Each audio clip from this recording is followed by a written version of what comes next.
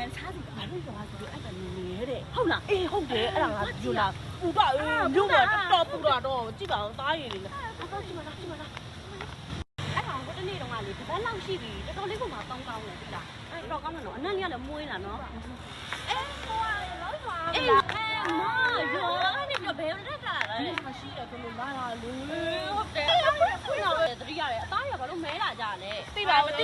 နည်းသိရတာ ကြည့်လိုက်အောင်ဒီမှာ ဘာလို့နဲ့များဘာမှမဆိုင်လို့ဒီမှာအခုလေအဲ့ဒီဘက်ကြော်အတွင်းမှာကိုမှတော်လေးကိုမှ तू ကထိရောက်နေတာပေါ့နော်အဲ့ဒါလေးကိုပြပေးမယ်ကြည့်မှာလားကြည့်မှာပေါ့ တကယ်ထိရောက်တာလား တကယ်ထိရောက်တာ တကယ်နော် သိကြတယ်နော်အာမခံ အဲ့လိုပြူမှာသိကြရနော် သိကြတယ်အဲ့ဆို ဖြစ်နိုင်ပါမလား ဖြစ်နိုင်ပါဘူး တကယ်တော့တင်းနဲ့အသားကြီးလို့ပြောနေတာအေး လေဒိုးလက်ဆက်ရက်ဒီ အေးမြို့ပေါ်မှာနေနေတာတို့တော့အသားကြီးပါ လက်တော့လေပေါ့ဒီမှာဖြစ် မြို့ ပါ ပေါ်ခဏလေးတက်ပြီးတပတ်တွင်းနေအောင်အသားကြီးတော့မဖြစ်နိုင်ဘူးအကောင်မှဆက်ပြောနေတာ ဆုပ်ပြောအဲ့ဆိုလာလိုက်ပြမယ်မျိုးပါဦးတော့မြတ်တို့ကလိုက်ကြလားတော့လေလားဒီမှာတော့ပြောတာဒါလေးတစ်ပတ်အတွင်းအသားပြူရဲဆိုရင် secret တားလားသိကြလား ဒီမစီကရောင်း ရှင်းပြ တာ အောင်ဒါလေးပါလိမ့်မယ် ဒီ secret လေးကဘာကောင်းတာလဲဆိုရင်နေလောင်မီအသားရည်မင်းညင်နေရတယ်အသားရည်မင်းညင်ရတာလေတစ်ပတ်အတွင်းကြည့်ရတယ်